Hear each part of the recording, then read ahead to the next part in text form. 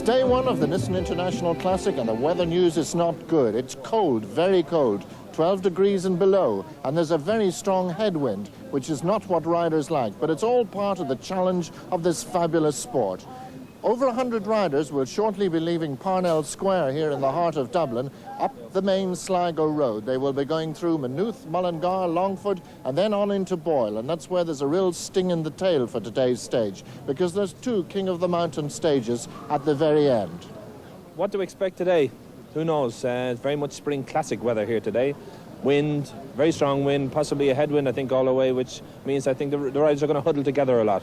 They'll try and remain in a bunch and keep each other warm, so to speak. The hot spots in Maynooth, Mullingar, Longford are going to be very vital today. We're going to see possibly big bunch sprints for them, because at the end of the day, those bonuses are possibly going to give us a yellow jersey. So it's going to be very interesting to see how the Dutch and the Belgians compete here in what is really their type of weather. They're well used to this sort of conditions, so it should be a very good day. Stephen, these aren't the conditions you want at the end of a season. Well, personally myself, I have a bit of excess on me, so I'll not be too cold, but some of the lads I've ridden all season are fairly slimmed down, so the cold, they will feel it. We're talking to Lauren Finian coming in, and we're saying it's like starting the Grand Prix at Bessage again, which is on the 28th of January. It's going to be really quite a hard haul up to Boyle, isn't it? It's going to be a desperate haul, you know. It's going to be very, very difficult for the lads to compete at a high level, because going to a headwind is like beating a head against a stone wall. But, you know, there's no doubt about the final will be very exciting, but possibly the first few hours will be a bit monotonous for followers and journalists and everybody else, and for the riders. Very much the team protecting itself. Well, everybody has to protect themselves, but nobody wants to kind of sacrifice a rider, because the rider goes away in the early stages and gets 10 minutes, for example, into a headwind. Towards the final, he'll be a little tired. And today we arrive in a very difficult circuit, so in the finish, we catch that rider, and because of the efforts he's made earlier on going into the wind, he's tired. He might get eliminated today, so nobody wants to lose a rider. Sean, the conditions are not great for cyclists. Well, not great, but they could be worse, because it could be raining, and if it was raining today, it would be very cold. There's a lot of wind out there today, but that's the wind is for everybody, and I think for a rider's point of view, it's windy but it's dry, and that's very important, and also for spectators who want to come out to see the race. I think wind is not too bad, but when it's raining, well, then it makes it miserable for everybody. How do you read the way it's going to develop today? Well, I believe we have a headwind, and that's going to slow things down. That's natural. And in any race, in a one-day race on the stages, it just slows things down when you get into a headwind. Yeah, the glass is short. Is that because of the wind? When there's a lot of windy conditions, there's a lot of dust blowing around, a lot of leaves and things blowing around this time of year, and it protects the eyes a bit also from the wind. Well, you reckon it could still be bunched by the time we get to Boyle? Your guess is as good as mine. And indeed, it's anyone's guess what tactics will be played today on this long haul up to the northwest. But first, a chance to leave Parnell Square, 105 riders, and to show off this fabulous field to the people of Dublin in the autumn sunshine.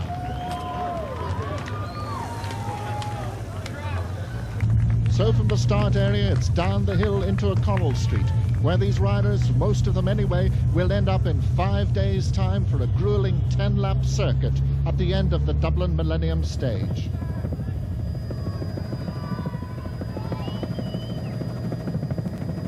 These are the early stages, and these are the very early times to limber up, because we have a short ride out of the city centre before the racing starts in earnest.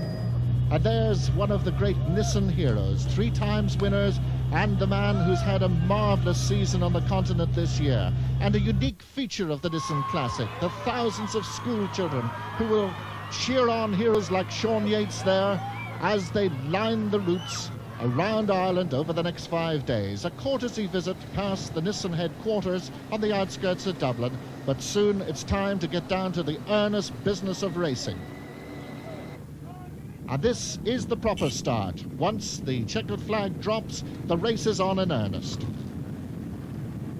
Yes, and away they go now on the dual carriageway just out on the road to Lucan, and not really much activity now. 4 or 5 rides now slightly clear of the main field. Marshall Guiant of the Toshiba team there at the front. And the beautiful countryside which is not really being very kind to our riders today. There's a very strong headwind, and the chances are that this is going to delay the field. They at first obviously want to protect themselves. Team tactics is going to come very much into it, but they have to be in the right position when it comes to one of the hot spots, and that's not very far away because we're now approaching Maynooth. Yes, and we saw Steve Barr there just attacking at the front of the group now, one of the Irish riders there going with him, approaching this hot spot. And Barr, we noticed also still, we see him there lying second there behind Chris McCann of the Snow Cream Ireland team, but Barr still in his warm-up tights, which is an indication of the cold weather that we have here today. Well, now this is the first attempt we've seen at a breakaway today. It's been all bunched up, very similar pictures right down the road to Maynooth so far, but it's all hauled back again. Barr just looking around there to see if there's any support. Barr now and one of the PDM riders there, Johannes Dreyer, now just approaching Maynooth, heading for the sprint up the main street in Maynooth, and again a big crowd out to greet the riders as they go through. A sprint now, Dreyer now just jumping Barr on, going for the sprint, 100 metres to go. Dreyer, it looks to me to be taking that preem. Barr going through in second place, and possibly Chris McCann may just get third. And in fact, confirmation then is that Johan Dreyer takes that one. Steve Barr is second, and in fact it was Simon Cope who got up into third place. And it's not just the points they're after these very important bonus seconds. Yes, it's true. The race, a lot of riders think that this race is going to maybe come down to the bonus points that are given at these hotspot sprints. As we're looking at the bunch going through Maynooth now with huge crowds of school children out. But 3 hotspots on offer today with a bonus of 3 seconds for the winner, 2 seconds for second, and 1 second for third on each of the 3 hotspots. So it could be that the yellow jersey this evening will be worn by a rider who finishes well up in those hotspots. As we're looking at Adri van der Poel of the PDM team just trying to string that bunch out. So the glamour of the Nissan under full sway. Some of the members of the Irish amateur team there in amongst the professionals. A great moment for them to ride alongside the greats. 105 riders started this morning. It's again very much a preservation order at this stage, as not too many of the really top men heading up front yet, and those that do looking around for a bit of support. And tremendous support from the Garda right along the route, and indeed the marshals leapfrogging ahead to make sure that every road is blocked. And we can see from this helicopter shot overhead, right even in the heart of the countryside, the people are out in their thousands to watch the Nissan Classic go by. Riders now going along, and the wind blowing them to the right-hand side of the road, and we can see a lot of the riders still wearing the tights, which indicates still the weather quite cold, and these riders facing into the strong headwind now as we're just approaching Mullingar for the second hotspot sprint.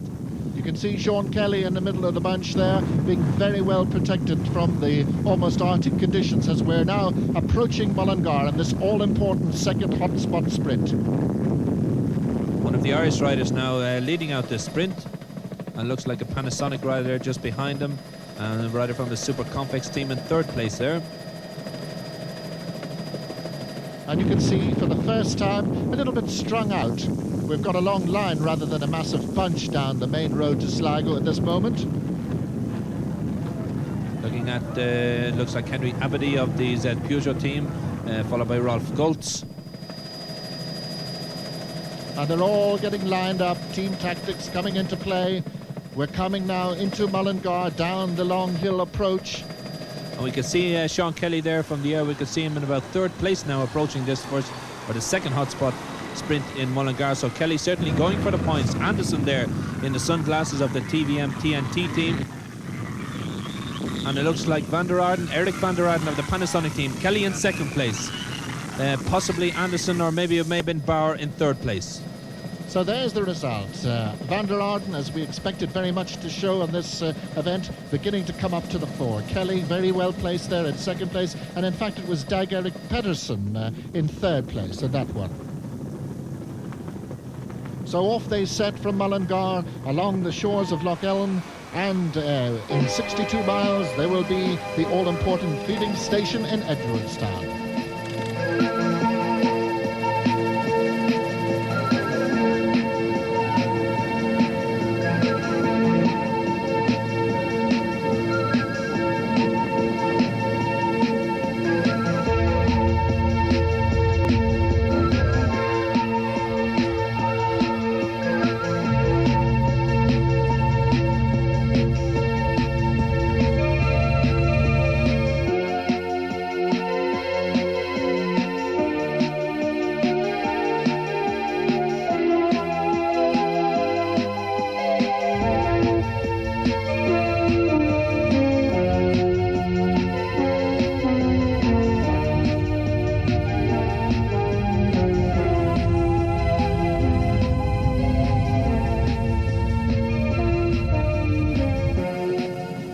all-important nourishment on the run. And we are now approaching Longford, and the group is still together. Lauren Finian now we see going back to the Dr. Dave Curtis there, giving him a treatment for looks to be some sort of a knee problem which he's having. Finian in very good form at the moment, having finished second in the Grand Prix of the Nations last Sunday and also won the Tour of Europe a couple of weeks ago. We can see that spray now just being put onto the knee.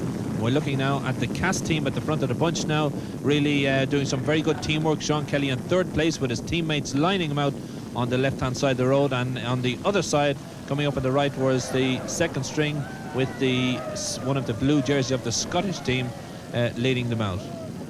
And we are approaching Longford at high speed. The roads are wet 1 minute, dry the next. We've got a dry patch here as we come into the town, and you can see the Cass team very well positioned indeed there. Also the Panasonic team, it looks like Eric Van Lanke there ready to lead Eric van der Aarden out, or Salem Piper actually, with van der Aarden on his wheel there. So it's certainly a battle going on at the moment between the Cass riders and the Panasonic team, and between Sean Kelly and Eric van der Aarden, both of whom want to get points in this hotspot sprint in Longford. And you can see patches of water there on the ground. It's really getting quite treacherous now through the streets of Longford, and the crowds out in their thousands to cheer their heroes through. And at the front of the bunch now, the yellow jersey of the Cass team. 3 of the Cass riders on the left. 2 Panasonics also in there. It looks like Piper leading van der Aarden out. One of the Irish amateurs is also moving up for this Prix. You can see now as they're approaching Longford now, and it's a very, very slippy roads now. It's De Silva who moves over in front. Kelly's on his wheel. Van der Aarden is also there. And they're coming up now to the second corner, going very, very carefully around it. And a rider on the white jersey, looks like a PDM rider, attacking as they go into the corner. They're going around it very, very easy. We can see that. Kelly now losing a bit of space there on that corner. And it's Adrie van der Poel of the PDM team now trying to take this Prix and take the 3-second bonus. And Van der Poel has timed it just beautifully. He's going to take that easily, but who's going to be second? It's a very close run thing. Kelly's there, Van der Aarden's there. They're battling down the main street here in Longford, and Kelly gets it. And once again, Kelly is in the picture. That's very good news indeed for Irish fans. But not so good news further back on the entry into Longford. That's one of the Dutch amateur riders. Yes, a problem here with such a big field, 105 riders. Lady there obviously stepped out on the road, and one of the Dutch riders obviously hit into her, but the doctor is with her immediately, and hopefully she's okay. The rider now obviously not seriously injured, getting his bike sorted out and getting pushed away and getting back on into the field. So Harry Rosenthal painfully rejoins the race, and there's the hotspot sprint situation after the 3 today. Kelly leads and equals his points with Van der Aarden. You notice that Steve Barr is back there in 5th place. And we're looking now at Dave Mann of the Riley Banana team, leading one of the System U riders, leaving Longford now at high speed. Now the bunch are really lined out in one long line now, and the action is starting now for the day. And after that action in Longford, we now look down at Ruski along by the shores of the Shannon, and the riders stream on through Carrick and Shannon and on towards the finish of the day in Boyle. We're now in Loch Key Forest Park, just on the outskirts of Boyle.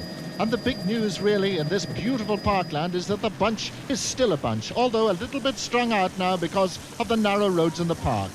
Yes, Martin Early now leading the bunch through. The riders now knowing that the circuit in Boyle is coming up very soon, and they know they've got to get up to the front because there's some very tight bends on that circuit in Boyle. So Early realising that, getting to the front of the bunch. Phil Anderson is also there as they're going through now the beautiful park of Loch Key Forest Park, and a bunch still all together.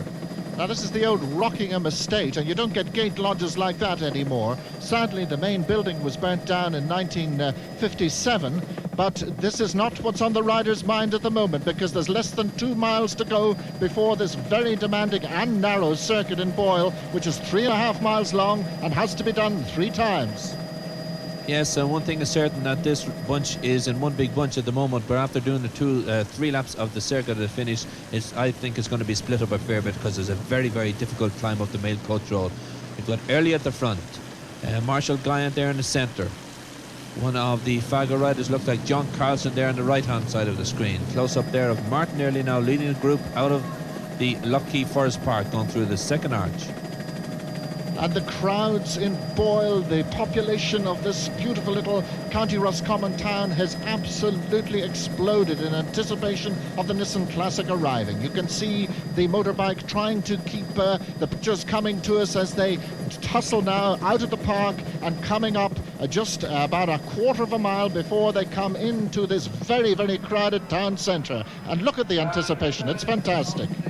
The Cistern Abbey there, which dates back to 1162, the Cistercian Abbey, Boyle Abbey on your left, still in remarkable repair, but now we're actually on the circuit. Yes, the riders turn left onto the circuit there now, and then they turn right up to the town centre. A very short finishing straight. They turn left into the finishing straight and up a little steep hill up by the Crescent in Boyle. And this is really where it all begins to funnel down. A little bit of width here, but when they get into the town centre, it all becomes very narrow indeed, and it's going to be very important to get a good position. We still see one of those hard-working amateurs from Holland in the red jerseys there. They've really worked hard all afternoon against the wind to keep that bunch ahead. Martin Early still up at the front now as they're turning left out of the Carrick Road up into Bridge Street and onto the Crescent. A lot of discussion going on at the moment now among the riders as to where Sean Kelly is going next year and whether Sean Kelly may be joining Stephen Roach or going to separate teams, and Martin Early is still looking for a place on the professional team next year and hoping that he can follow Sean Kelly. Would have just gone over the finish line there, but there's a lot of work to do before they get there finally. Round the hairpin and then back into the town again. And you can see it's beginning to get a little bit spread out, but it has to, because the streets are now about to get desperately narrow. Yes, they're going along Ross Lane now, and then it's a sharp right-hand turn, and then a sharp left into Felton Road, and then a hairpin down this little lane, really quarry lane here now that are coming down, that brings them back out to Bridge Street and then up the climb of the Mail Coach Road. Early hits the front there momentarily, possibly. Kelly going through there, nicely positioned, ready for the long climb that's ahead of them. You also saw Paul Kimmage going through, Eric van der Aarden going through, Barrow there just in the picture, Eddie Plackett going through there. The elastic is stretching now, this bunch now really in one long line. Charlie Motte very near the back of the field there. Not been a good day for System News so far, because Fignon right at the back of the field also. And out they go into the town over the bridge, and this is where that arduous climb begins. Yes, now the climb really in two sections. They climb up Green Street and then they drop down again and then up the Mail Coach Road. The road now comes from what you might call a normal width road into a single lane road, and it gets very, very steep, a very hard surface and a very difficult surface, and I think it really is going to split the field up. It's the old road to Sligo, but it's a long, long time since it has been used by traffic really on that road, and Early now really stretching this field out on the first time up the Mail Coach Road, which they're on now. So there's Early taking the early strain on this very narrow road, as you can see, and the stragglers already being left behind. And this is what we expected might happen. We've had the bunch the whole way from Dublin, but this is a very different story indeed now, Pat. Yes, looks like a little bit of a split now, and we can see Kelly there in 4th place, Anderson in 6th place, 11 riders in that leading group now, and this really, having been riding such a flat stage all day long, they suddenly hit this hill, and it really does make the legs hurt now. That's Marshall Guyant up there in the front of that bunch, leading them up there. Not an envious position at the moment, I wouldn't think. You know, Marshall Guyant, silver medalist in the World Championships in Belgium this year, so a rider on good form now recently. Guyant leading from early. Lily White is also there, winner of the King of the Mountains in this race last year. 200 metres to go, the green flag there. Guyant now looking like he's going to really take this preem. And you could see from that last shot the view right down into the town of Boyle. And Guyant looks as if he's got it all right. He's really pushing it, standing on the pedals there, the Toshiba man. Stressing him out now. Martin Early not really having the legs to go by him now. Guyant now just coming and taking the preem. And it was Lavienne there in 3rd place. Kelly's in there as well. He's in 4th place. And there you see it. So Guyant going to the head of the King of the Mountains classification. And this is the very tricky descent indeed. Now this is the back on the main road. We're heading in the direction from Sligo back into Boyle. And looks like there's a rider now going slightly clear now on the descent. Now it's very slippy, and riders have been trying to be very careful on these hairpins. We saw Van der Poel just slipping off the white there. Centre road, but one rider drawn slightly clear at the moment now on the descent, obviously prepared to take risks that the other riders won't. And Pat, this is truly for the brave, because not only is the road wet, it's also not a particularly good surface, particularly at some of these hairpins down at the bottom of the hill here. And a real gutsy move at this stage could tell a very different story altogether on this first day. Certainly could, as the helicopter now is just moving up to pick up this rider now, and it's the Christophe Levan, rider number 103, Christophe Levan of the System U Pernod team, has drawn clear now and taken a chance really. He's taken a risk with 3 laps, another 2 climbs of this Maid Coach Road to go. He's taken a risk and going for home. So the 25-year-old Frenchman really out ahead of this bunch, and here's quite a battle going on behind. The big question, of course, is can they haul themselves back to this man? He really possibly now is in with a chance, but then we've got to do that big hill twice again. And in that chasing group, we've got Guyant, we've got Kelly, we've got Van der Poel is there, Phil Anderson, TVM, TNT is there, Alan Piper of the Panasonic team is there, Stephen Roach is in the group also, Pedersen, Malcolm Elliott is also there, and another rider on form, we could just see him on the screen there, Rolf Gultz of the Super Complex team in a green jersey. So some of the best riders in the world and in this race are in that chasing group. So Guyant really has his work cut out now to try and stay in front of this group. We're now on the second lap and coming into Boyle Town Centre once again. And Lavienne has that whole street to himself at the moment. He's going to get an absolutely massive ovation as he comes in. Here's the chasing group. Christophe Levan now turning into the finishing straight now, where he'll get 2 laps to go. And Pat, the gap really isn't that big. No, the gap now down to 30 seconds now. We can see Kelly and Early at the head of the chasing group. Phil Anderson there going through also in second place. Christophe Levan now, if he looks back down the finishing straight, you can just see the chasers coming around the corner. Another nasty little climb there, really, in the centre of the town before they head into the thin stuff. But, of course, it's not so crucial as it was the last time, the riders having really been split by that mail coach hill. And here's the big bunch now. The main bunch now going through now, about another 30 seconds behind the Kelly group. Steve Bauer is in that group. Charlie Motte is also there. Looking at Patrick Esno of the RMO team leading the group up. And no respite, because now they have to go and do it all over again. Tian Van Vliet there in the sunglasses now, a rider who has won King of the Mountains in this race on 2 occasions. 2 full laps left of this intriguing 3.5-mile circuit, which has really proved to be the sting of the tail in Boyle. Levan now just coming out of Quarry Lane now safely for the second time. He looks back to see what his gap is, but he's still clear. He's still a good 30 seconds clear of the chasers now, out of the saddle, gets the bike going again and heads up Green Street, lowers his gear there, very quick change there, and settles into a rhythm now to head up the hill on Green Street and the Main Coach Road for the second time. And he really now is possibly even thinking of the possibility of victory here, because he seems to have opened up that gap a little bit. He seems to be so brave in the downhill sections. Once again it was wet, but in the back of the town there, he definitely made ground. Look at that now. Yes, he's certainly gaining on the chasing group now, because he's really driving on, and as you can see, is concentrating on the hill and concentrating on going for that stage victory and concentrating on trying to increase that lead as much as he can on the chasing group. He knows that behind him there's 10 or 11 riders all working together there. We can see Van der Poel at the front, from Kelly, from Phil Anderson, from Marshall Guyant. Rolf Gultz is also there. These riders all with the intention of catching Christophe Levan. Levan now looking back, realizes that the group now, you can see them back the road, he realizes his gap is 30-40 seconds, but he still has to go right around and climb this hill again. And the helicopter with the second group, we're back with some of the stragglers now really beginning to feel the pain of this hill, but the helicopter with the second group, and that gives Christophe Levan some sort of idea where his opposition is, but he still cannot afford to back off in any possible way at this stage, because the second group has got so much class. But Levan looking very comfortable and riding very smoothly up this hill, out of the saddle there, stretches his legs, stretches the bike. And now we can see the group behind now in the distance. We can see the gap. While it looks close because they're climbing, it's probably about 40 seconds at this time. Still really not enough to take him around another full lap. He's going to have to really keep the pressure on.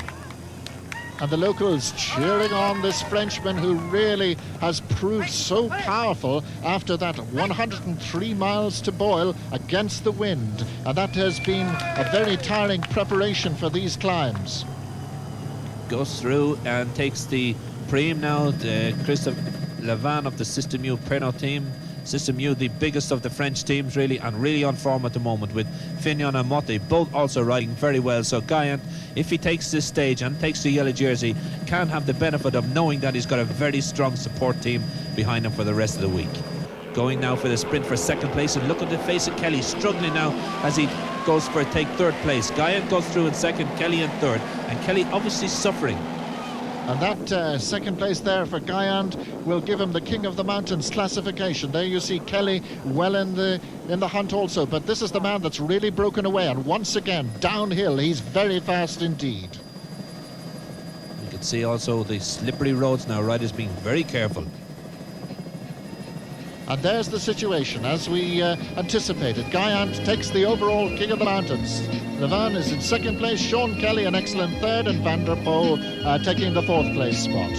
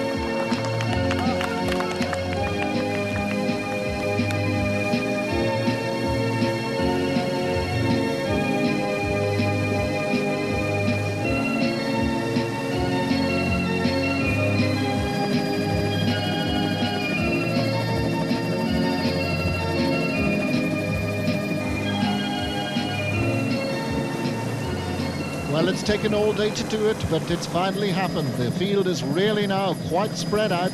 As Levan was up at the top of the hill, the stragglers were still in the town. Levan now on the final descent towards Glory and Boyle here tonight. And there's the chasing group of 6. Yes, now down to 6 riders now. This hill really taking its toll. And Guyant really one of the strong riders in this group now, doing most of the chasing on the climb and also leading him down the hill. Guyant is there, Van der Poel is there, Kelly still in the leading group, but Stephen Roach has gone back and is now in the second group, chasing this group of Kellys. But Levan now still 30 seconds clear and really looking like he's going to take the stage victory. But a fantastic chase going on here now from this group behind. And another very quick man in there is Malcolm Elliott. He's had great glory on the Nissan in the past, and he's looking pretty strong at the moment. So Elliott, a man to look out for in this group also. So it's Guyant, from Kelly, from Anderson, from Rolf Goltz and Malcolm Elliott. And here's our leader heading for stage glory and indeed overall glory today. If he can keep up this sort of pace, the worst is over now. He's coming back into Boyle for the last time onto the circuit where they originally joined it on the exit of Lockheed Park. Looking back, he must be very pleased with that sight behind, because there's nobody to be seen on the road. But here's the fighting bunch of 6 for second. sun is shining now, but it's cold, and as we looked at Kelly now waving up but trying to get the riders to close up, because time is vitally important here, and Kelly realises that he cannot afford to give a rider like Christophe Levant too much leeway, because it might be very difficult before this week is over trying to get it back. So these riders, while they know they may not now be going for the stage, are going to try and hold on to that leader, trying to hold on and not allow Levant gain any extra time. Anderson doing his bit at the front, Galt's now taking up at the front, and back now with the leader Christophe Levant, coming in to win his first stage win in the Nissan International Classic, and he will be the wearer of the yellow jersey this evening. The Commissioner President looking down on this man who's going to lead back into Boyle now. There's never been a day like this in Boyle for years, and they're going to give Christophe Levant an absolutely superb welcome as he comes up the hill for the last time. It really has been a super ride. He made the break on the downhill section, not the uphill section, and now he takes the rewards. Yes, a superb result really, and a great performance of Christophe Levant. And here's the chasing group now, and it's Marshall Guy and Van der Poel, Galt's in the green, Kelly now on the left of the screen, Elliott there with the white hat just behind the group. Kelly now changes gear, moves up, looks over at Guyan. Van der Poel leads around the corner. Van der Poel leading from Kelly, from Guyan. Elliott is also there now. It's going to be a very, very good sprint as we're looking at the sprint now, and it's Van der Poel leading, Elliott coming on the right of the screen, Van der Poel moving over and Kelly very nearly falling there actually, as Elliott takes the sprint for second place from Van der Poel, and a very disappointed Sean Kelly going through third. And here's the third group now being led by Peter Winnan now, Stephen Roach also in that group, a further 30 seconds behind Sean Kelly's group. So Stephen Roach coming up, he will come over the line in about 12th position.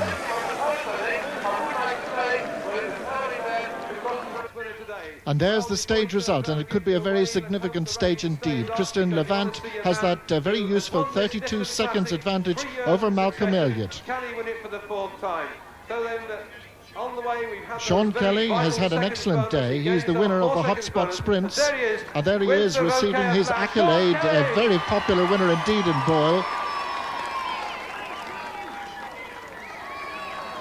And now then, we had two. The next winner up is Marshall Gayant, the King of the Mountains winner. And he really stunned everybody by his early climb here at Boyle, and they're a very happy man indeed. And Malcolm Elliott, who came second on the stage and is the points leader, will wear the green jersey. So there is the man with the overall.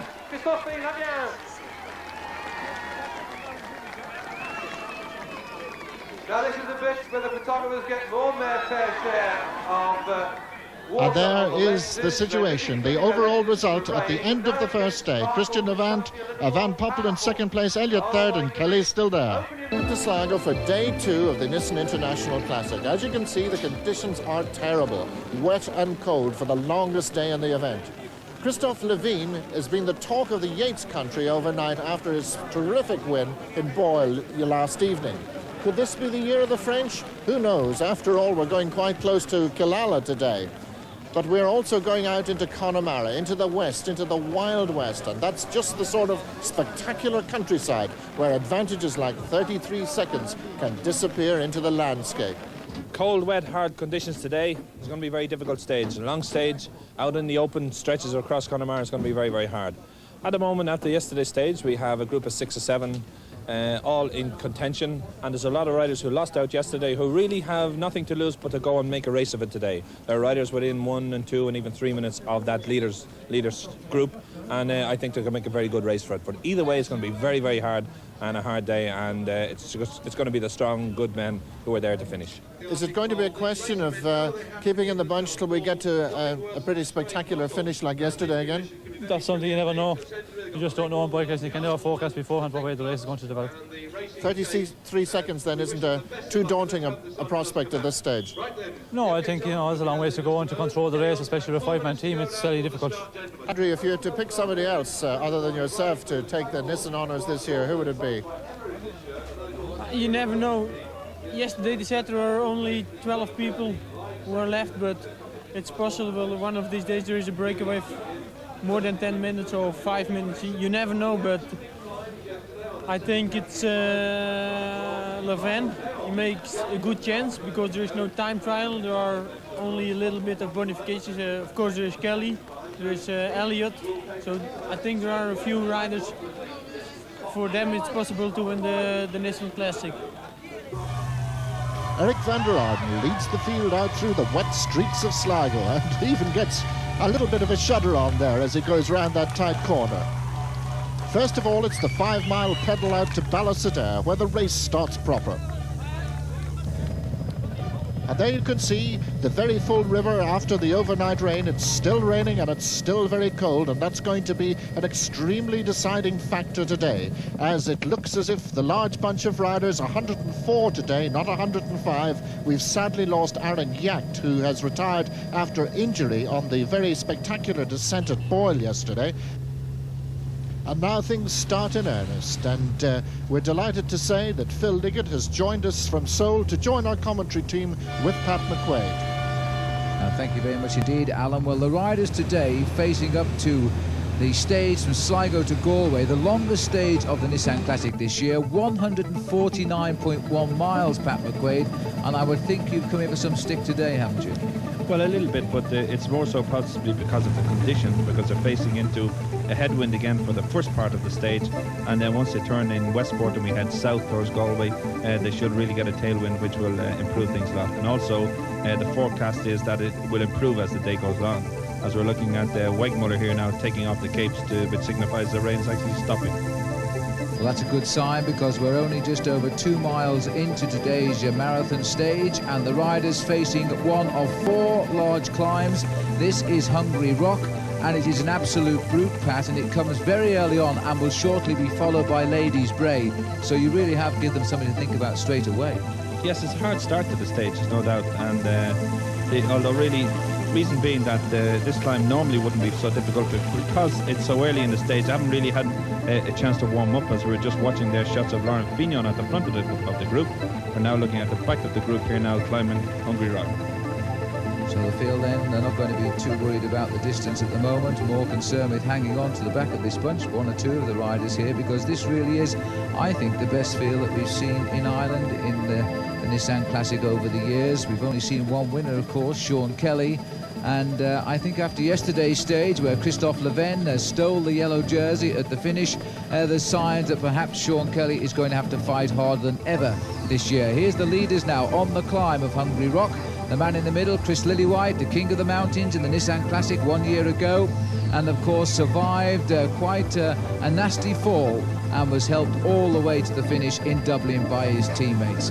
Well, Lillywhite again then, Pat, on the attack and scoring well, we hope. Yes, hopefully good scoring points here now. It's good to see him back up there going for this classification.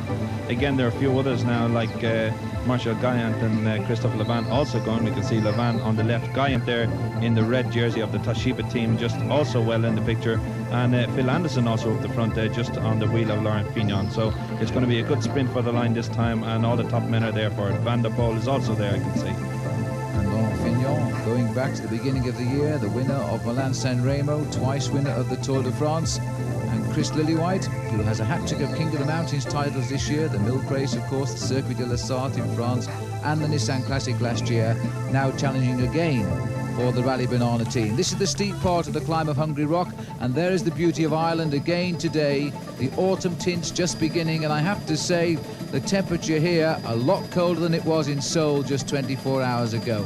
The temperature barely reaching 50 degrees centigrade.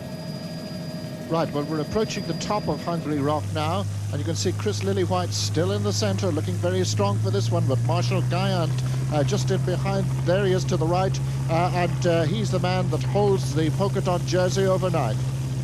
And so Marshall Guyant sets the pace. 100 yards to the finish now, being challenged by Lillywhite. We look down from the helicopter.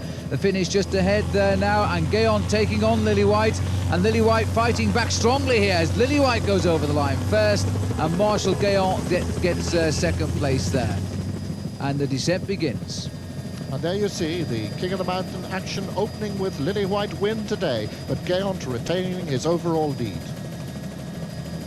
So a good start then for Chris Lillywhite on what is likely to be an almost 7-hour day in the saddle here. Nice to see, Pat, some of the green jerseys of the young Irish amateurs challenging alongside the best pros in the world. Yes, they've been quite competitive in this race so far, and they claim that they're going to have a good go today as well, as we're looking at this one long line of riders now coming down this descent. There's trouble at the back here, because that looks to me as though it's Laurent Fignon who's freewheeling near the back of the race, and he appears to me as though he is about to stop. Well, he did have trouble yesterday with his knee, and he had attention from the doctor, so it could be quite possible that maybe the cold conditions are affecting it again this morning. Well, we're on the second climb of the day here. This is the tough first category climb of Ladies Bray. It comes very shortly after the climb of Hungry Rock. In fact, a matter of some 9 miles before they start this climb. A very exposed climb indeed. You can see our helicopter over to the left there, and that gives you some idea of the open countryside. The wind too, Pat, is sweeping across the moorland side here. It is, and as according as these riders go higher up, of course, the colder it gets as they're crossing over the Ox Mountains now, going back down onto the coast road, and we can see Van der Poel in the centre of the screen there. Lillywhite is also there, and the riders really stretched out now out of the saddle, and it really is a hard start to today's stage, there's no doubt. And we wonder that at the end of the rainbow, what would they really like to see? Possibly an electric fire at the moment as the helicopter shadows them through the Ox Mountains.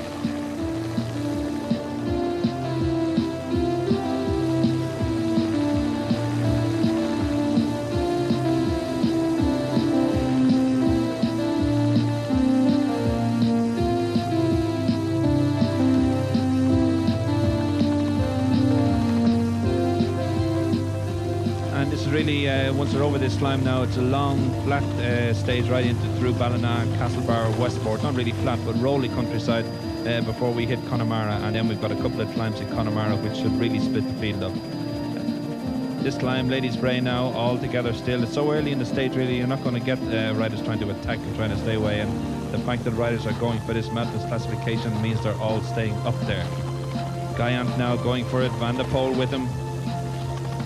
Well, this is Marshall Guillaume again, of course, yellow jersey in the Tour de France a couple of years ago. But look at the acceleration here by Chris Lillywhite, as he was well led out there, it looked to me, by Tim Harris.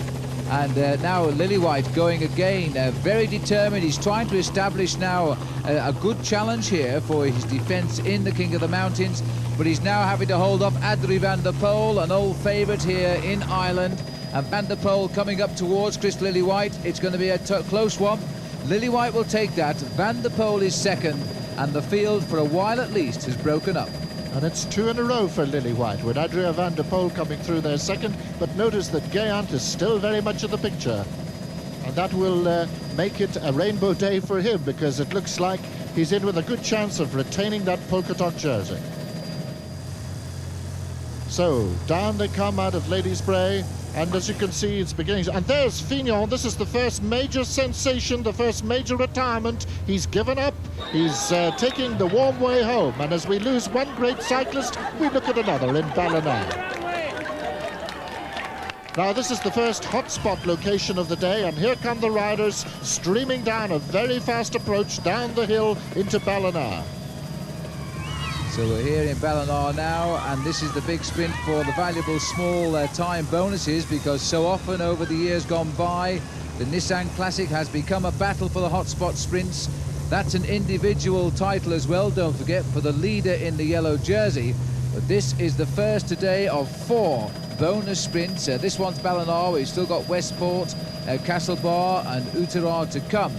And I must say, Pat, you found us a nice route as well. Beautiful countryside, and I noticed there going down to the bunch there we saw Theon van Vliet at the front of the Panasonic team, which would indicate to me that Van der Arden, he's possibly leading out the sprint for Van der Arden, which means Van der Arden is certainly going for these bonus seconds, as well as maybe the hotspots competition as well. So we should see some very exciting sprinting as we're watching now. Fantastic crowds meeting this race as we're going across.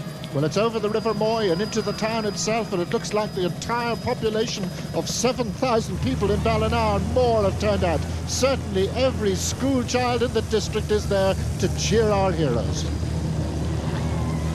So big Sean Yates on the front at the moment now. I think it's Adrie van der Poel there in second place too. I'm interested to see where the whereabouts of Sean Kelly, Pat. because we haven't seen too much of Sean all day as the sprint now starts. Sean Yates it is, the hero, of course, Intertralia last year. He's now been pushed off the top of the front here now, and the challenge going to come. Meanwhile, at the back of the race here, perhaps one or two riders appear to be not enjoying the cold. That's Eric van der Arden out the front now, being challenged on the outside there by, I think, Chris Walker, Malcolm Elliott, and Christophe Leven was also there. But there's the result. A very happy result indeed for Ballina, because thousands upon thousands of people have come to cheer on Sean Kelly, and there he was, second fastest. There's been quite a lot of action. Hotspot sprints at Castlebar, Chris Walker up front there, Elliott in the frame, and van der Arden. A little further on down the road at Westport, it was Walker and Elliott again doing very well, but van der Arden up front. Now they stream through the village of Lenan and into a very significant climb. Well, this climb is certainly significant, Alan, but also the fact that Eric van der Arden has scored in all the sprints today, winning quite a lot of valuable time bonuses. Yes, this climb now, Van der Arden certainly is back in the action, and it's good to see him sprinting as well as he does. This climb really only about a mile long, but short and fairly sharp now, and a climb where they really race up at that speed and will really tear the legs out of them, so it should be a very good sprint for the top. One or two riders who will not be taking part in the sprint to the top, and we have to say very significant riders in the world of top flight professional racing. We've already seen the departure of Laurent Fignon. News now reaching us that Eddie Plankett, the green jersey winner in the Tour de France, has also retired, so too has Jonas Koum, and also Jean-Francois Bernard. And I have to say that for Jean-Francois Bernard, this has been really a thoroughly forgettable season for him. And now on the front of the climb here, as we're coming up this third category climb, you've got Marshall Guéant, and he's actually changed his jersey now. Pat, he's in the Leaders King of the Mountains jersey. He is indeed. He started off the stage with his tracksuit top covering it now, and as he's back in the jersey, but it's been tagged also. It looks like Adrie van der Poel. Van der Poel now attacking Guéant and going for this prime, so it's very much a very good battle going on for King of the Mountains points here. Martin Early we can just see back there in third place as well. And that's confirmation of that King of the Mountains climb. A very good result indeed for Martin Early in third place. Lily White once again very much in the picture. Now they stream down the descent and on towards Connemara, in Connemara. And as you can see, no significant break-up as yet of this large field. Back at the front now, it's Guéant from Van der Poel, and the racing is really on in earnest now. They've got a very good tailwind, and it's really going to make them race all the way to Galway.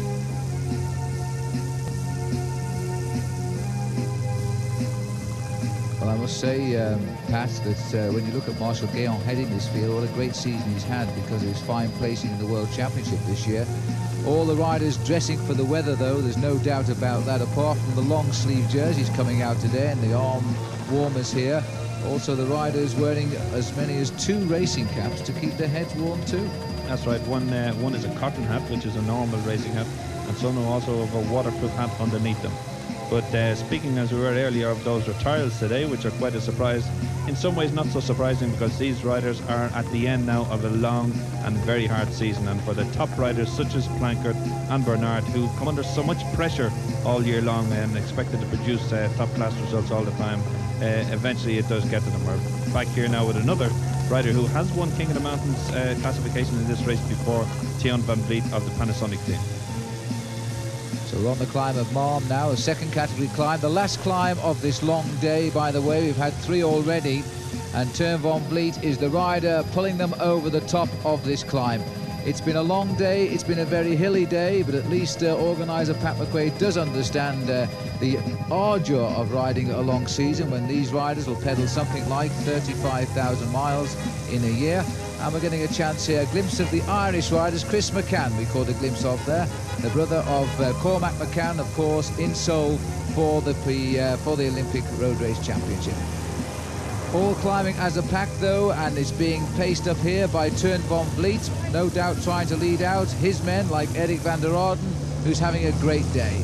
Adrie van der Poel also on the left. Van der Poel now taking that frame, just about approaching the line now. Van der Poel sprinting very well and obviously in very good form. Just past the 200 metre to go there, and really opened up a lead now in a very short space of time. Van der Poel sprinting, taking it there. in a very good fashion, and obviously And there's the interesting situation. It means that Marshal Guyant will retain his polka dot jersey, but Van der Poel comes up into second place in that category after the second day of climbing in the mountains. So Van der Poel then keeps the pressure on as they now start to roll away, because this day is now coming towards the end. 103 miles covered so far, and that gives us something like 46 miles still to go. Van der Poel, I think, knows Ireland as well as any Irishman, Pat, because of the times he's been here for the Nissan Classic. certainly does, although this is his first time racing through Connemara, and a beautiful shot here of Connemara here in the autumn sunshine. Well, here's the whole field coming in now off the mountains, and it looks as though they're all together. There's a hand gone up in the field there. It looks to me like it's the yellow jersey of Christophe Leven. Charlie Motte on the right of the picture has heard something, because he's looked up to see his teammate in trouble, and that really is a great shame, because Leven here was looking quite a solid leader today, but now he's in all sorts of trouble because Sean Kelly himself is piling on the pressure. Yes, we can see him now really, and the pressure is on, and it's a disaster really for Leven, because the big boys are really taking advantage of it here. Kelly now, you can see him looking back. Van der Poel is also there. And really they're taking advantage of this situation, and the Pernod system, you Pernod boys, really in trouble now. Well, the field now splitting up here as we come into Uachtarán, and this is the last sprint of the day. There are 4 sprints today, all carrying 3 seconds 2 and 1 second small time bonuses. And those of you who follow the Nissan Classic over the years know that these small time bonuses have made the difference between winning this race and losing it. Thomas Wegmuller then, of Sean Kelly's team, bringing them into the town centre. Adrie van der Poel is right on his wheel there in second place. But the man who hasn't failed to score yet today, Eric van der Aarden, isn't too far behind either. So this is still Wegmuller doing a great ride here. Second in Paris-Roubaix this year, remember, the man with the plastic bag in his back wheel, which stopped, without doubt, the great victory of the year for him. Now Van der Poel goes on the left and goes very strong. Van der Aarden comes tight. That was a close sprint between Van der Poel and Van der Aarden. And there is the result. In fact, it was Van der Aarden who gets not only that, but he will wear the white jersey tomorrow, as he is now top of the hotspots. So we're on the outskirts now, heading down towards Galway, about 12 miles from the finish, and this is Van Hooijdonk here going in the lead. He really was the superstar coming into being a couple of years ago when he finished 5th in Paris-Roubaix. He's got the French champion, Eric Caritou, in his slipstream there, and the field at last now, Pat, beginning to break up. Oh, it certainly is. There's some fantastic racing going on as they're coming in through Salt Hill and onto the finishing circuit in Galway. Attack after attack after attack. And here's another attack now. Phil Anderson, who's got up to Van Hooijdonk and Caritou and just looked over at them and went straight past. And the other riders now looking at each other, waiting for somebody to take up the chase. Well, this is a very typical move from the Australian Phil Anderson, because I've seen him win a lot of races by making a jump just near the end, and he's gone clear. I have to say, Pat, since I last saw him, he's grown his hair by a few inches, because I've never seen Phil Anderson with such long hair. He's had a lot of enjoyable times at the Nissan Classic. Phil, of course, not least, Pat, would remember well that double stage win he had in 2 days at Cork, and I think the other one was Clonmel. Clonmel 2 days later, yeah, that's correct. So Anderson now breaking clear, and here he is now. He's joined one of the less fashionable Belgian teams this year, and in fact Anderson missed the Tour de France despite his cracking form this year, because his team simply wasn't good enough to take part in the race. And that was a rather tight and slippery bend there, Pat, as he came round the corner. Now he'll go through the finish, and a nice crowd here applauding Phil Anderson over the finishing line in Galway. And now he faces 3 full laps of the circuit and a total of 9 miles. Yes, and very, as Anderson goes through the finish line now for the first time, he's got 3 laps to go of a 3-mile circuit, a new circuit we're using in Galway, in a very fast and very open circuit. Looking now back at the chasing group, being led here by Thomas Wegmuller, now driving on for his team captain Sean Kelly. Van der Poel in second place. You see Peter Winnen also there, Tim Van Vliet, Sean Kelly going through there, and Stephen Roach also in the group. These riders now gone through the finish line about some 20 seconds behind the leader Phil Anderson. And the bad news is, I'm afraid, that Christophe Leven, the overnight race leader who punctured, is now over 7 minutes behind the field in what really is the main field, because this leading bunch had, with Sean Kelly pole clear soon after Levin punctured today, is now well and truly deciding the destiny of the Nissan Classic. The winner of the race in Dublin on Sunday is one of these riders in the front group, and I'm afraid at the moment it's Australian Phil Anderson who's making up the best use of this breakaway. Certainly is. Anderson really driving on now, not concerned about the weather and really just looking at the road ahead. And he's now going out onto the new bridge in Galway, over the new bridge road, and a very, very wide open expanse and very, very windy across this stretch now. But we can look back at the gap now and still no sign, as Anderson looks back also, still no sign of the chasing group. Back now the chasers here as they're going around the roundabout on the Headford Road here, heading out onto the new bridge, and a gap of some 25-30 seconds between them and the leader Anderson. So this group then containing all of the stars except Christophe Levin and of course Charlie Motte, and the riders now being led here by number 7. Well, that's John Carlson, one of the 5 top Fagor ever ready riders here. 52 is Eric van der Arden. That's Carlson looking for a little bit of help. But the man they're chasing, Phil Anderson, a style which you've seen in action all over the world, the first Australian to ever lead the Tour de France and once a winner of the white jersey in the Tour de France. Phil Anderson, a stage winner in that great race. He's also won here before, now trying for what would be for him a first ever victory in Galway. Anderson of the TVM team, co-sponsored in this race by TNT Couriers, really driving on now down Quick Road and heading back towards the finishing straight for the second time. His team car now having come up and joined him. Case Bream, his manager, obviously, I'm sure, delighted to see Anderson out in this position at the moment. The whole field are taking these bends a little bit cautiously because we've had a rain shower here that's made the roads quite wet and the temperatures haven't warmed up too much, but Anderson comes through the line here now, 2 laps to go. A little glance over his shoulder where he's got a lead of around 35 seconds at the moment, and I caught a glimpse there of Van Hooijdonk going clear of the field as well. Van Hooijdonk, the Super Complex team now really riding well, was very aggressive on the run into the Galway finishing circuit as well, trying to go clear now of the chasing group. Well, this race already showing, Pat, although they're not racing so hard early on, they're certainly racing over the last 2 hours. It is opening 2 days of the Nissan Classic, and Sean Kelly is not yet showing to us the great indications that he's going to win again, is he? No, he certainly looks under a little bit of pressure at the moment, and allowing Anderson to go away like that. Anderson, a rider who obviously is a danger man and obviously a threat and could win this race overall, one of the favourites starting off, and Kelly now really allowing him too much leeway, really, although we're looking at the group now chasing hard, lining out as they go through the streets of Galway. Well, the last time we came into Galway, it was a marvellous finish, and it was Eric van der Arden who won in some terrible weather on that occasion, and of course enormous crowds. We're heading off now towards a place in the centre of Galway, and it's Phil Anderson now catching the late autumn sun here as he goes out on this 3-mile circuit, again anxious that the main field don't close in on him, because he really isn't improving his lead at all now. No, he's just holding them now as they're going out, squared out towards Portmore there, the chasers now, and they're really lined out. We can see the gaps between each of the riders now. Case Bream, the manager, telling Anderson exactly what's happening behind, telling him who's chasing and what the gap is, and Anderson then driving on.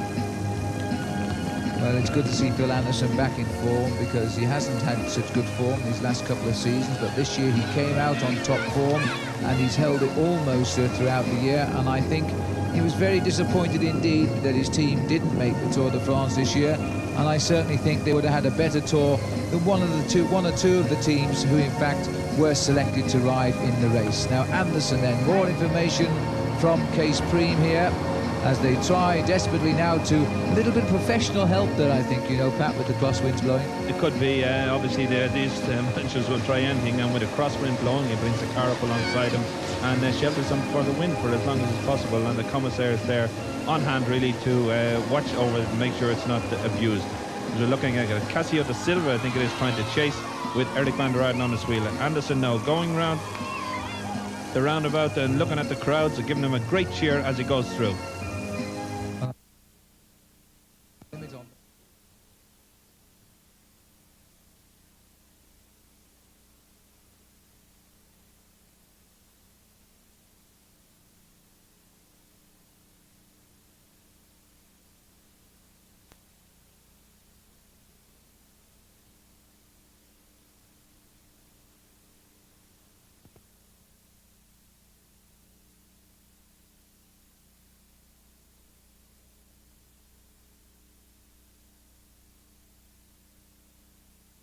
really to watch over it and make sure it's not abused. We're looking at Casio da Silva, I think it is, trying to chase with Eric van der Aarden on his wheel. Anderson now going round the roundabout and looking at the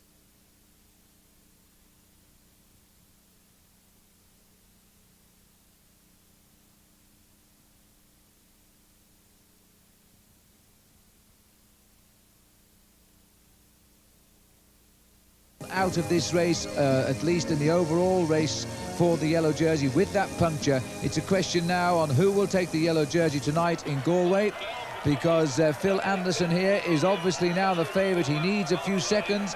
He wants the 10 seconds time bonus for the win as well. Swinging in then towards the finishing line this time through, and then there'll be one lap to go to the finish. And as he goes through here, Anderson will take the ceiling sprint for the bell lap each time. Anderson on his own, taking not having to sprint now, and he really, when he hears that bell, he'll be delighted to know he's only got 3 miles to go through to win this stage, and not just, as you say, win the stage, but possibly take the yellow jersey as well. Van Hooijdonk still trying to get clear of the chasing group, but they're closing up on him rapidly. Edwig van Hooijdonk then is going to be picked up by the whole field here, but Anderson certainly isn't at the moment. Inside 3 miles to go for Phil Anderson. The bell for the remnants of this large group which broke away as soon after they came through the feed at Marm Cross today. And of course the man that left now 8 minutes behind, the overnight race leader Christophe Leven. I saw Robert Miller there leading that group through the bunch with Eric Carty on his wheel. Miller obviously riding to try and contain Anderson's lead for Stephen Roach, and Stephen also in this group, and it's good to see him having come through such a difficult stage and finish up with the leaders. Well, now in the centre of Galway for the final time, where the crowds really are tremendous here now as they cheer Phil Anderson through. Ever since the race came into Galway, for the last 10 miles of the day, in fact, Phil Anderson has been the leader. He gambled on a long escape near the end, and he's gambled well, but the field are closing in on him, and last time through, they'd lopped another 8 seconds off the lead of Phil Anderson. So the question now, Pat, is, can he do it? It's very close. It's going to be a very close finish, because with that big open stretch along the new bridge, he could be brought back if these riders really get their mind to it, and they are certainly trying. Martin Early now at the back of the group, really just hanging on. He's done his work for the day. He's done all he could for Sean Kelly, and he's just probably at this stage content to finish in the group. And it's all up to Sean now, as well. Sean Kelly knows when he races in Ireland, he really does absorb the pressure so well, because the winner, the only winner ever of the Nissan Classic, he really must on occasions feel that everybody is pointing at him. And there he is in the white jersey, proudly wearing #1, the only rider ever to wear #1 in the Nissan Classic. And the sun has come out at last, the hats have gone to one side, and for once it is feeling a little bit like Seoul yesterday, Pat. Certainly is, as we're back with Anderson, and looking at his gritty, aggressive style, always has been throughout his career a very aggressive rider now, and he's really digging in. He's leaning down and trying to get as much aerodynamics as possible and trying to cut through that wind, and quite a strong wind now against him, and he's, as we can say, he's really put in a powerful performance here today. Well, there are some, they say, Pat, who call him the Terminator, but the only nickname I've ever heard is the Kangaroo, and he's certainly got himself into a nice lead at the moment. Certainly has, and he's going to find himself, possibly, if he can hold out, he could possibly take the yellow jersey and be wearing yellow as this race leaves Galway tomorrow. So then, Phil Anderson now keeping this marvellous style he has, and it looks like the hat is about to go up. No, a readjustment, getting ready for the finish perhaps. No, it's gone. So the hat's gone. And so Phil Anderson now preparing for the finish today. This will be another stage win if it all goes well now for Phil Anderson, because he's won stages in the Nissan Classic before. There's the main field in full flight. The question that we all ask now is, can he get the time gap necessary to lead the race tomorrow when off we go from Galway down to Limerick? And all of the Fagor team, not least Stephen Roach, now working hard to close the gap. Yes, and they're really going to have to do it now, because Anderson coming around the quick road roundabout now with only about a mile to go to the finish now, and he really is down to it, and it's a superb performance from Anderson. And as we saw Roach chasing and chasing hard, but I think somehow or other he has left it a little bit too late now. Well, sometimes the late attack works, sometimes it doesn't. I think Phil Anderson's had his fair share of defeats at this move as well as success, but you can't ever take it away from a man who goes and tries to attack for glory from a big field of these class riders so close to the finish. Anderson now heading for home. It's a question of exactly what he wins by now to see if he pulls on the leader's yellow jersey, because very shortly now he'll swing left into the home straight. He'll see the finish, and it's a short finish today. So Phil Anderson now riding down to the line there, and then the clock will start counting to see if Phil Anderson will lead this race on stage 3 tomorrow. And I don't think, Pat, Anderson's ever held the lead in Nissan before, has he? No, he hasn't. He's won stages but not won the lead, and today he certainly has won another stage into Galway, and the clock now starts, and the whole question is how much he's finished in front of this group as they're coming into the finishing straight. A superb shot of those suffering riders, and really all the effort shows on their face of a hard day's racing. Well, they were certainly very, very cold, but now they're going to sprint for the finish here. Eric van der Arden on the far right, taking on Rolf Goltz in the green, and Eric van der Arden gets second place. Rolf Goltz claims third place. I think Van der Poel in the white jersey may just have got fourth there. Sean Kelly wasn't too far away. Let's look again. On the right is Van der Arden. In the centre in green is Rolf Goltz, and Van der Poel on the far left. That's the order over the line. And there's the stage result. Phil Anderson wins, Van der Arden second, Goltz up into third. But look at Kelly, he's down in ninth, and more importantly, Stephen Roach is back in 16th. So Phil Anderson takes the stage win, flies from Interflora and Waterford Crystal Trophy. Very happy man indeed, the Australian. Van der Arden will be wearing the white jersey tomorrow as he now heads the sprint, the king of the sprints. Marshall Gaunt keeps the king of the mountains polka dot jersey, but he has to watch out because Van der Poel is now only 3 points behind him. And here is Van der Poel, who inherits the green jersey, as Phil Anderson can't wear both yellow and green, because Phil Anderson actually leads the points total, but Van der Poel is second. And here is Phil Anderson. A very happy man indeed. The new leader for the Nissan International Classic, receiving his yellow jersey from Tony Kelly of Nissan. He has won stages in Ireland before, but he's never worn yellow.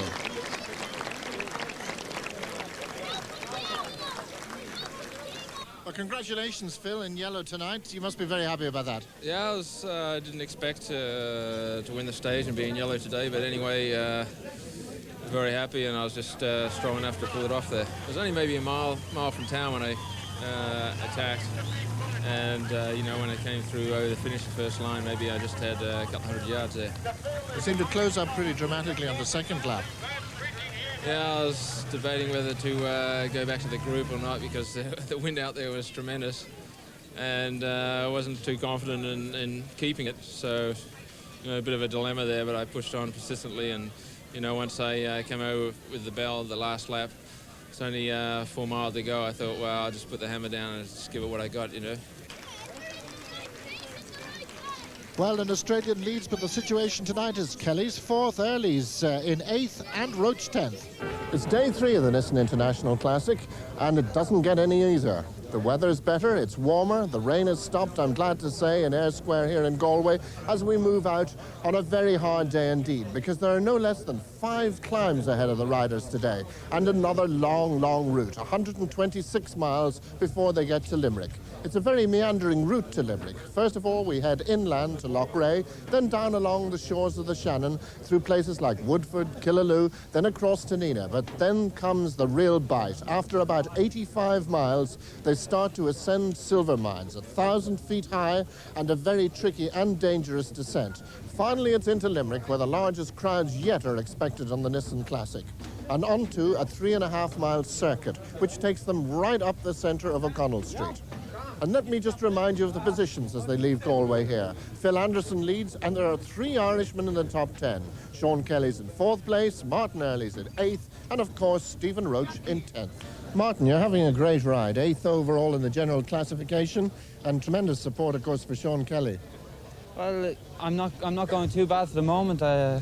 Before the Nissan, I didn't have too good form, so I'm quite happy with that. But then we can always do better. I mean, I'm not that pleased with it. Well, of course, as we know, a race like this is all about support from the team. How's the morale within the team?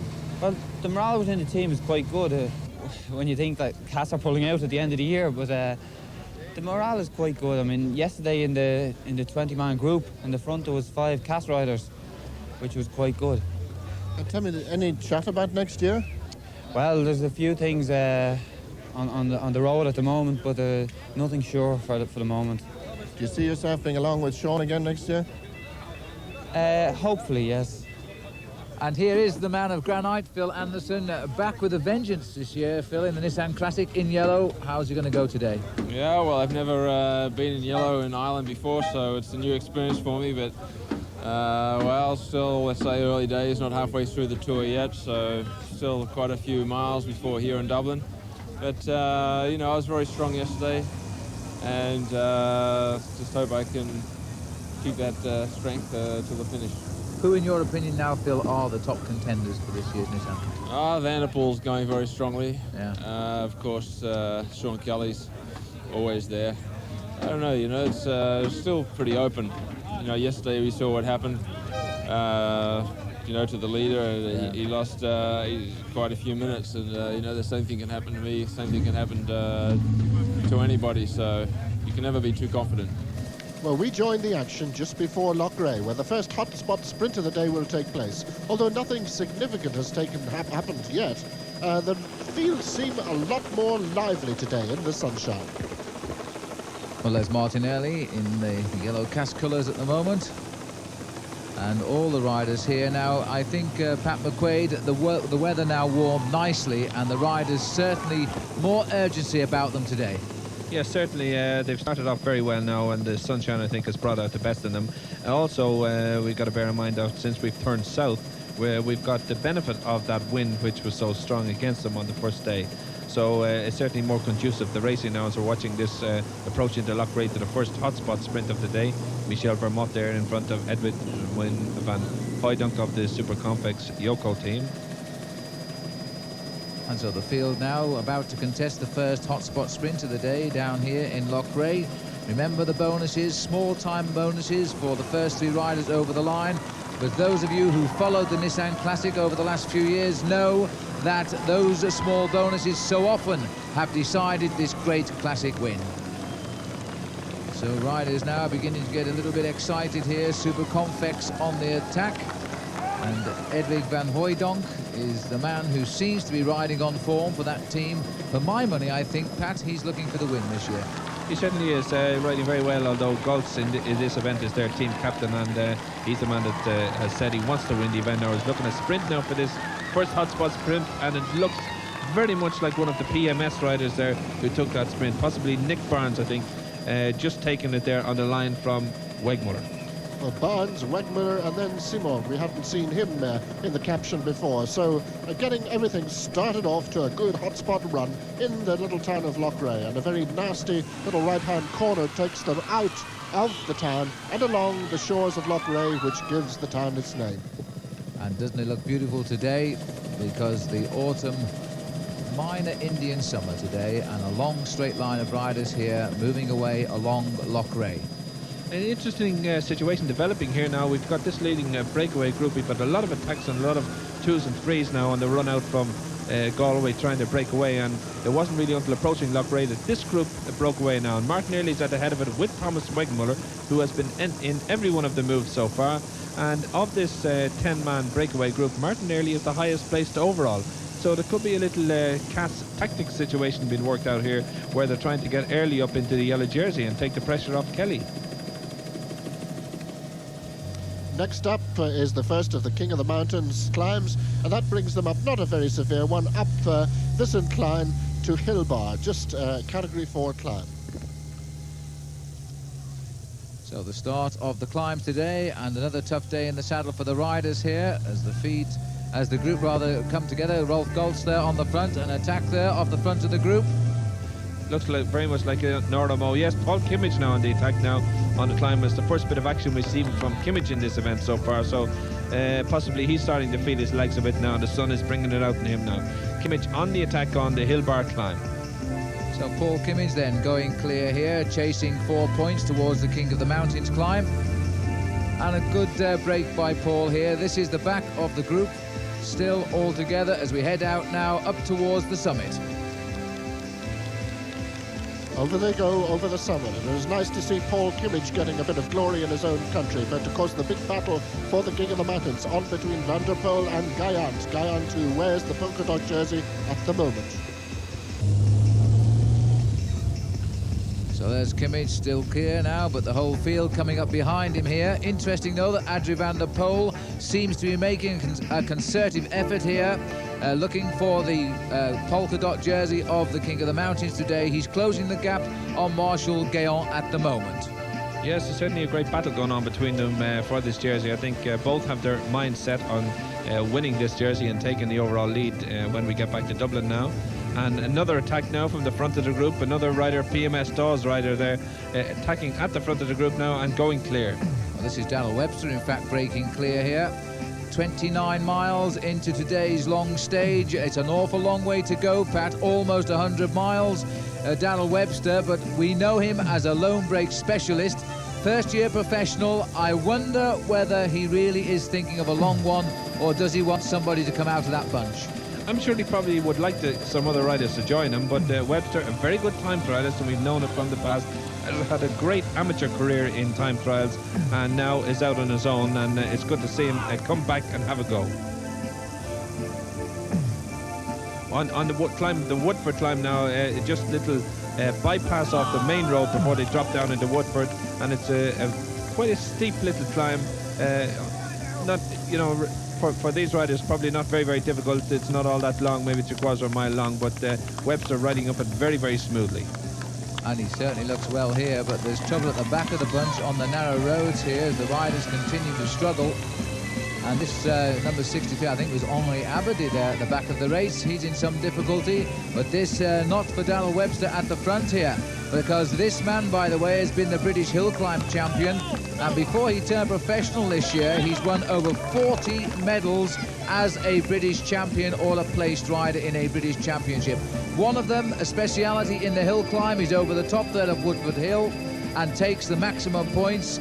The rest of the bunch coming up now, and watch for the battle here between Adrie van der Poel and Marshal Guéant. Van der Poel in the green jersey there as points leader at the moment, and I don't in fact see, Pat, the polka dot jersey yet of Marshal Guéant. Now Guéant, I think, actually wearing a tracksuit top over his polka dot jersey there. We can see him there in second place just behind Van der Poel. Van der Poel now leading out the sprint. Guéant trying to come past him, and it's a very close sprint. It's going to be very close between the two of them, but Van der Poel just holding out there and taking second place, Guéant third. So, in the King of the Mountains, as you can see, Van der Poel getting ahead of Guéant, the man who is wearing the polka dot jersey overnight, in a very interesting battle indeed. Now that situation there, as we look at Webster here now, we've moved a little bit further along the course. The official time gap now is 9 minutes, but we're heading out towards Knocknagower, and this will be a crucial climb, the second category climb, because Adrie van der Poel has now closed to within 1 point of Marshal Guéant. And this is Daniel Webster, and he's getting the sort of gap he may have anticipated, Pat, but surely he needs some help now. He surely should need help, but he's on the climb of Knocknagower now and riding very strongly, and a rider like him is so experienced in time trials and has ridden so many of them, as we're looking at confirmation now of the leader's gap now, 9 minutes at this stage. He can pace himself over the distance. He's ridden a 100-mile time trial in the past, and he knows how to pace himself over that distance now. Further back the field now, leaving the town of Doomgraney, we can see the main field now not really reacting, or a little bit of chasing going on. And one of the cast riders there trying to raise the speed a little bit. Well, look at the face here of Daniel Webster, the perspiration running freely, but at last Daniel Webster, after his first year as a professional, dogged by injury. He didn't really start racing until around July this year. He's popped up with 1 time trial win over 50 miles and 1 road race win down in South Wales, and this would certainly be the great victory if it come his way. An awful long way still to go. We're now almost at the top here of Knocknagower, And Darrell Webster at the moment surely not thinking of anything more than to keep on taking the mountain points here and hope that somebody perhaps comes up to join him. And the main field led here by, I think it's Sean Yates on the front, the man who won in Tralee a year ago. Remember that breakaway? At one stage, Yates held a lead of 24 minutes before he won in Tralee by 10. I wonder now if the thought's in Darrell Webster's mind. I'm sure it is. I'm sure he's thinking of going for home now, and all really depends on what the reaction comes from behind us. We're watching the sprint for second place once again. Van der Poel going very close there to the TV camera, and Van der Poel now just about holding off Guyant again, taking that sprint for second place, and Guyant third. But a very, very close tussle, just about held it, I think. Well, there's the situation there, and what's happened here with Darrell Webster at the front? And it looks to me as though his back tyre is flat. Now, is it his back wheel puncture? Now let's see how quick his team here can handle this. It's his front wheel, in fact. The front wheel is out, and this looks like a reasonable change. Webster's not panicking at all. He's sitting astride his bike. He never got off his bike, and a very good change indeed, Pat. A very good change, probably about 10, maybe 12 seconds, and I don't think he's really lost anything there now. It just shows you what these mechanics can do when they're put to it. As we're looking at Killaloe now, and the main field crossing the bridge from Killaloe over to Ballinaber before they head out around the other side of Lough Derg. There's the situation of the King of the Mountains. As you can see that Webster's performances today are bringing him up in the overall positions, but Van der Poel once again ahead of Marshall Guyant. Well, that climb of Knocknagower there means that Van der Poel now holds a 1-point lead in the King of the Mountains competition, Pat. It's swung around. Gayon now is it back to second place. Looking back now with Webster, and he's settled down and riding very, very strongly now. Nicely tucked in, hands, elbows bended, and he really now riding strong and going for home all the way. Well, another day in the mountains here. We're over the top of the climb there now of Portrou, and Webster is really racing as strong as he was racing, in fact, when he broke away at 29 miles. And the beautiful scenery here as we look down now with the whole field very, very tightly packed together. But the speed over the ground of this bunch, it's no longer the slow ride of the last 2 days. This bunch now trying to limit a man who's taken on the best riders in the world and is certainly not now going to wait for them.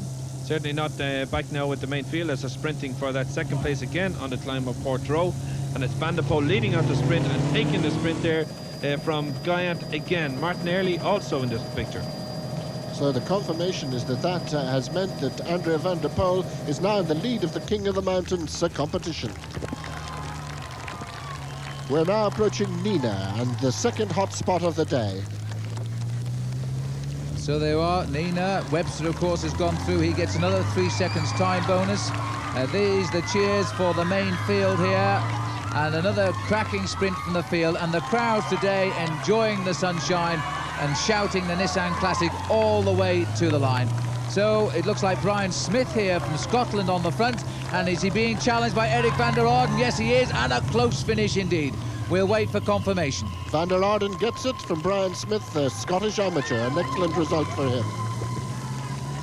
And so the happy face of Eric van der Orden. But now let's go back up to the leader, because this is the Pat McQuaid terror of the day here. A little narrow climb taking us up to 1,000 feet. And in fact, Darrell Webster comes here now with a lead of approaching 18 minutes and only 50 miles to go to home, and 18 minutes the gap for Darrell Webster. And this sort of climb is his speciality, because short and steep is one thing, long and steep really suits Darrell Webster. Oh, he has been a British hill climb champion on several occasions, so this type of climb is no problem to him really, although having put in so much effort in his breakaway up to now, he's certainly probably going to feel the pinch of it. And really is all down to how strong he is and how he can maintain his strength over the next 50 miles. Normally, as we've seen in the past on many professional cycle races, a rider gets a lead such as this, and then in the last 20 or 30 miles the field behind come and swoop down on him like vultures. If Webster can maintain his strength all the way to Limerick, there's a possibility, I think, that he could stay away. Well, I think it was in the mind of Keith Lambert today that if Webster could break clear, which he certainly did, then by the time he got to Silver Mines, a steep climb, he was hoping a bunch would be here and Webster would be then in the group for the finish. I think it's worked out even better for him. There's nobody within 18 minutes of him, and all the cheers on the climb for him. Although on this climb, I've caught a glimpse of Joe Kelly, in fact, the brother of Sean, who's come over from Carrick-on-Shore, and it's not Sean Kelly who's leading the way up at the moment. It is, in fact, Darrell Webster, the Englishman from Walsall. Not too far from the summit now, and Webster quite clearly by his face, suffering, of course, but enjoying the climb indeed. And over the top he goes, and that now is also going to put Webster, you know, in with a challenge in the King of the Mountains today. Now we're back here with the main field, and this, Pat, has got to be now where the group put in the attack and break the field up. Otherwise, Webster's going to walk away with it. Yeah, well, this is where the race is going to be decided today, really, because this group, front group now, or the back group out of the main field, should really split on the climb, and then that group, whatever group comes forward out of the main field, should really do all the chasing after Webster. And his big problem is, if a very strong group gets off the front, then they could reel him in. And Gaon also climbing well here. The yellow jersey of Phil Anderson tucked in nicely on Gaon's shoulder. So Phil Anderson defending his lead well here, because I must tell you straight away that Darrell Webster is over 10 minutes behind overall. His lead 18. In theory at the moment, he is the overall leader of the Nissan by 8 minutes. But of course, as you see now, the field is breaking up on the climb, the reaction is setting in, and once the big boys start chasing, then we can expect that lead of Darrell Webster's over the next hour and a half to 2 hours to collapse, perhaps not completely, but certainly gravely.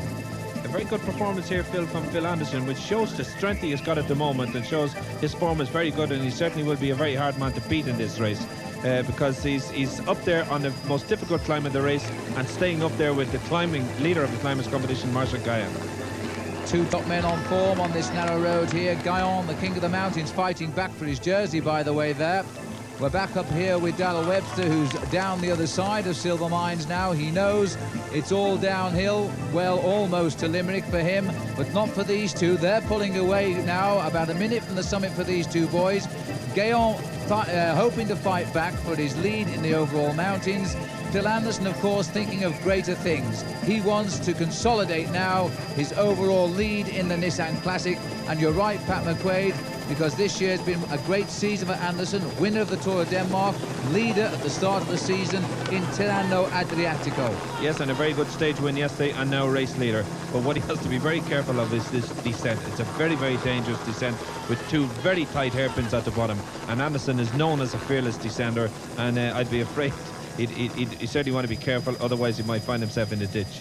Well, the gap is opening by these two, and again Marshall Guyon, who's having a good end to season, fourth in the World Championship in Ghent this year, and Anderson happy to follow him up the climb, because Anderson not really too worried about points for the King of the Mountains. He's more concerned with marshalling this rider here. Over the top then, Guyon gets second place, and Anderson third. That should be enough to give Marshall Guyon his lead back by the end of the day in the King of the Mountains. So the Silver Mines always going to be significant, and as you can see, Gayon's superb performance up there in second place gives him that polka dot lead back again. Phil Anderson still very much in touch as we watch Darrell Webster head for Limerick. And now Darrell Webster settled in again to his smooth time trialling style here, as the riders go over the top of the Preem in absolute dribs and drabs here. Those that get together at the front now will concentrate on bringing back Darrell Webster. So there's Webster now, thinking of the future. These are the riders on the descent as they come gently down. That I think was Eric van der Arden went through here. Sean Kelly with his brakes on. And I can't notice at all here, Pat, the yellow jersey of the race leader, yet he went over the top of that climb in second place. Yes, as we're just watching those riders coming down off the climb of the steps, Phil Anderson, who went over the top in second place, and there's still no sign of him coming through, so it really, I can't say where he is. Big news is that Phil Anderson has punctured at a very critical time on the descent of the Silver Mines climb.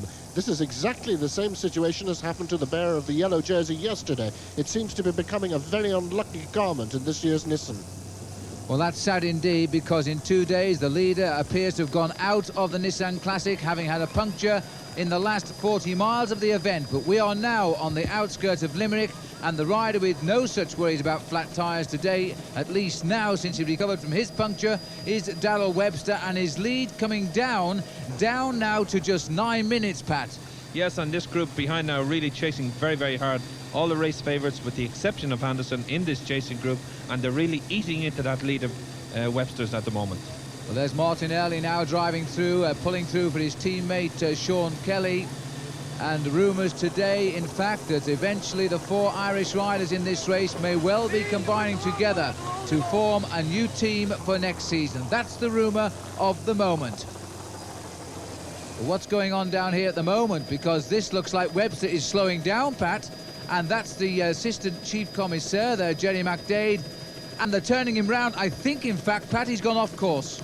Yes, he has. On the roundabout previous, he should have turned right, in actual fact, and he went straight on, and he has gone off course. It hasn't cost him a lot of time, but it has given this group another little bit of incentive to try and get closer to him. Well, that's a bonus, because the lead of Webster was coming down rapidly. It was down to 9 minutes.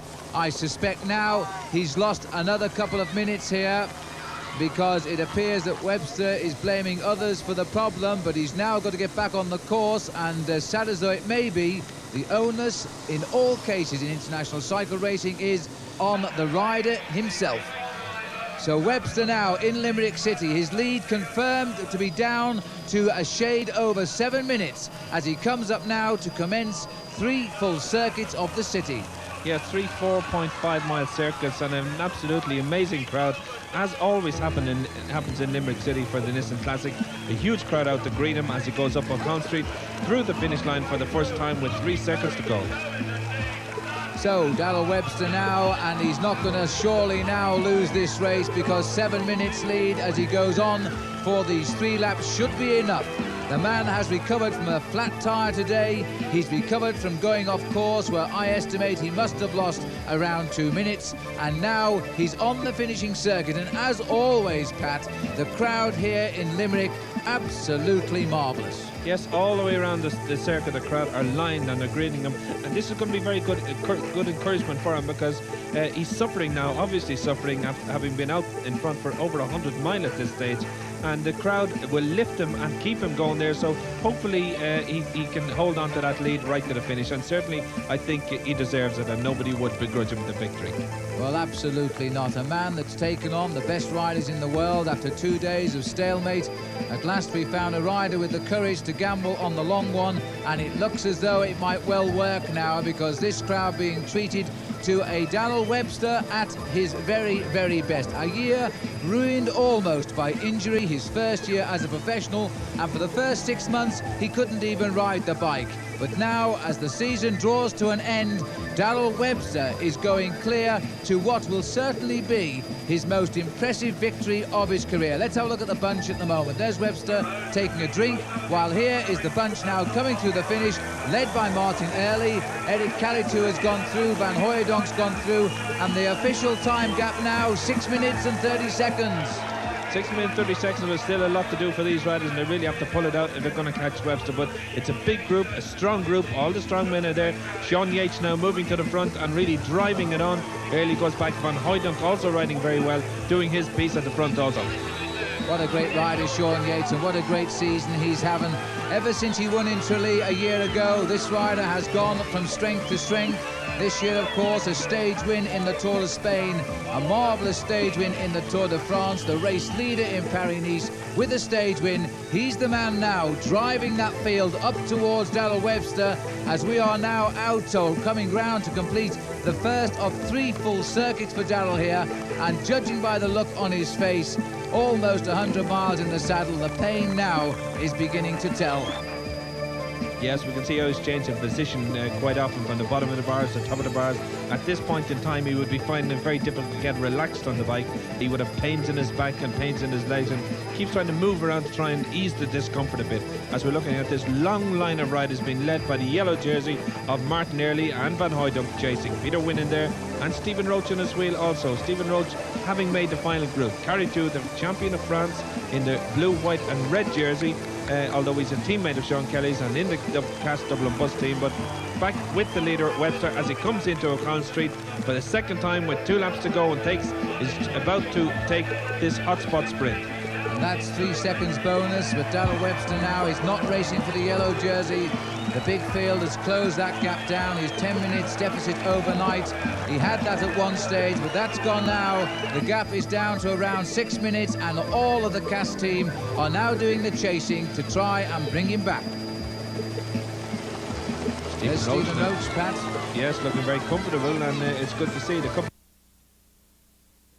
miles in the saddle. The pain now is beginning to tell. Yes, we can see how he's changing position quite often from the bottom of the bars to the top of the bars. At this point in time, he would be finding it very difficult to get relaxed on the bike.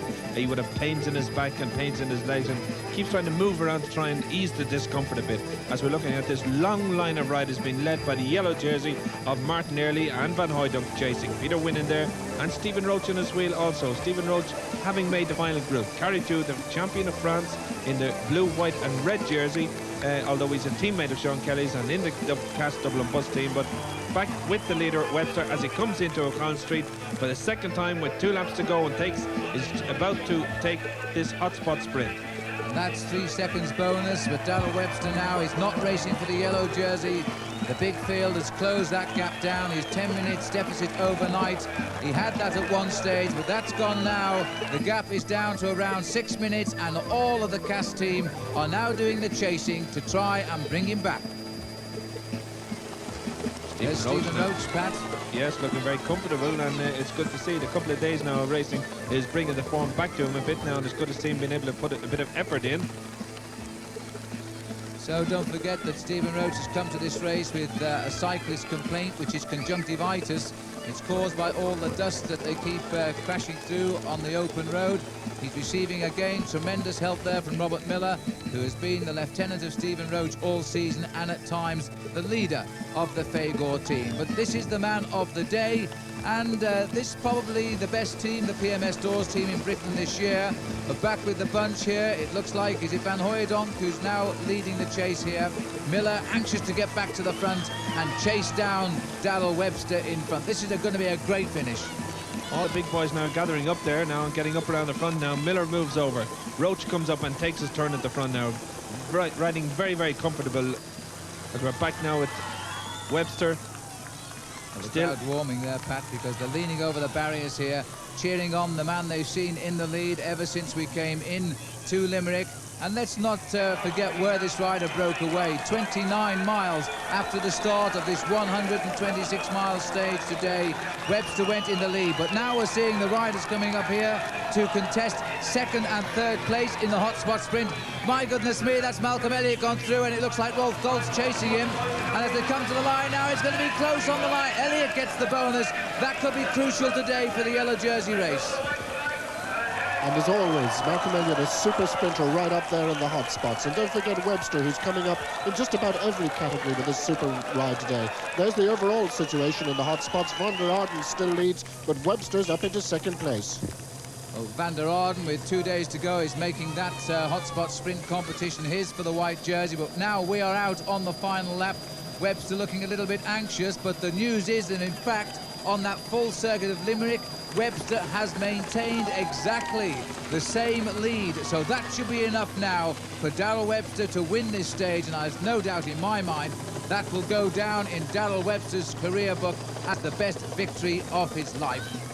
Here's Phil Anderson now in a chasing group behind the main field, just starting his last lap now. Anderson, very, very unfortunate now to puncture on that descent and put himself out of the overall classification. And he's now looking around trying to get riders to help him and trying to contain that time.